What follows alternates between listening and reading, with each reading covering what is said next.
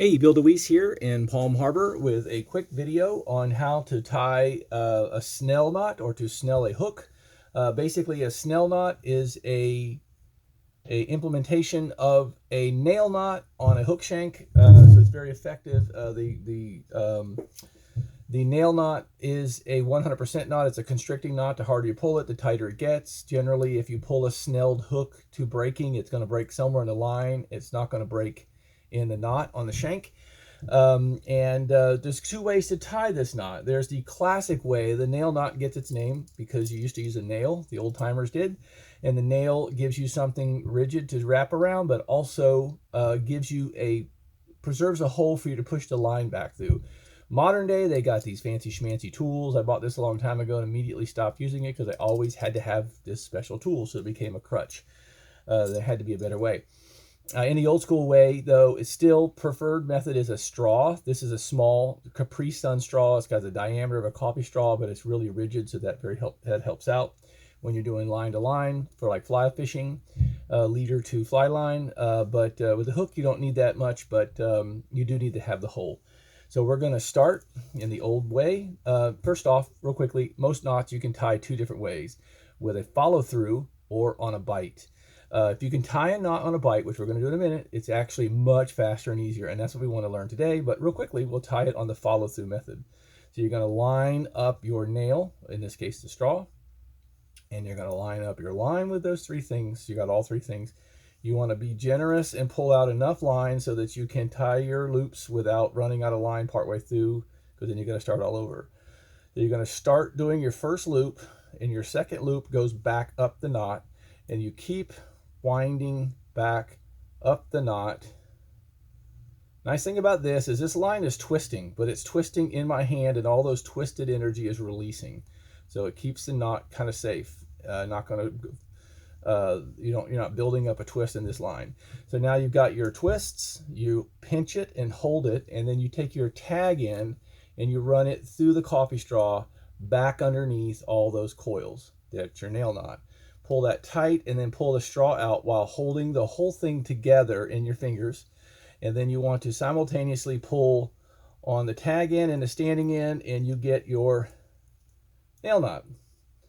You dress that knot, get it to where you want it to come off. Then you take and you cinch it down. You cut off your tag end, and then you tighten that knot.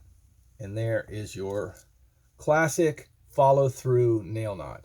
It's a pain for two reasons. One, you got to have a tool. That's the primary reason. You got to have a tool to do this, and it makes it difficult. Tools can be simple, but you don't want to be held to a crutch in this case. If you're in the water and you get broken off and you got your hooks right there, you just want to tie a knot. You don't want to mess with a tool.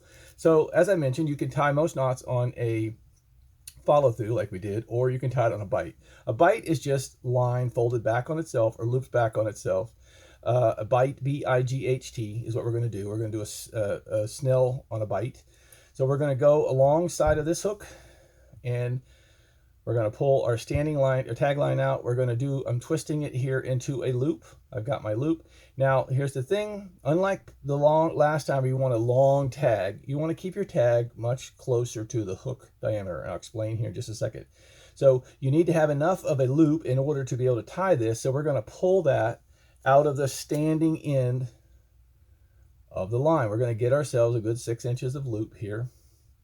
And before I get started, I'm going to pull this tight perpendicular to the hook, and I'm going to pinch it, because when we wrap this real quickly, we're going to create some twist in this line. We want to control that twist by pinching it so that this line here always stays perpendicular to the hook.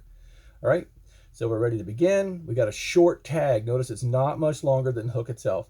We're going to turn the hook away from ourselves to make it easier, and we're going to go around the hook with that first wrap as before. Double over and start working your way as before up the hook. And I let go of that. We want to recapture that. We don't want to lose that. We want to keep it perpendicular to the hook. So we're going to go here and we're going to pinch that really tight, pull that perpendicular. Now watch what happens. Boing.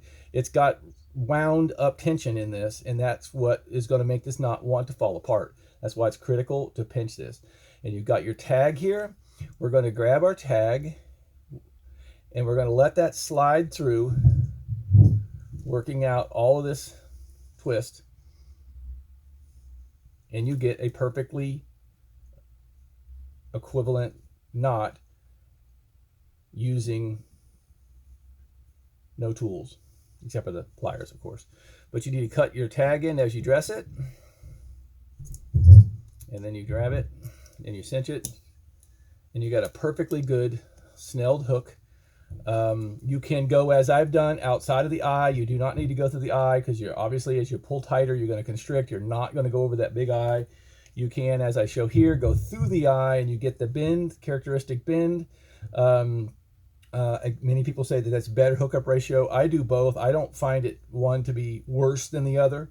You can obviously do an inshore style live bait hook. This is an octopus or live bait. It's turned back, so you can start the process through that, and it's going to be straight like this and lay straight with the line, or you can go with the turn. But that is the quick, easy Snell hook on a Bight. And I will do this again very quickly to show you in normal speed without instruction. We're going to do our loop. We're going to pull out the standing in, so we get a nice, we're going to pull that right angle, pull it right angle, and we're going to start our loops.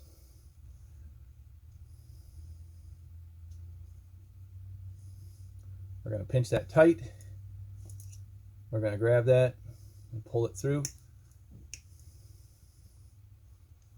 Pliers have way too many grooves in them.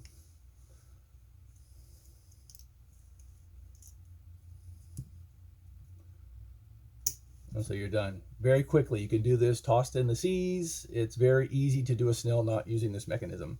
It's called a Snell knot on a Bight.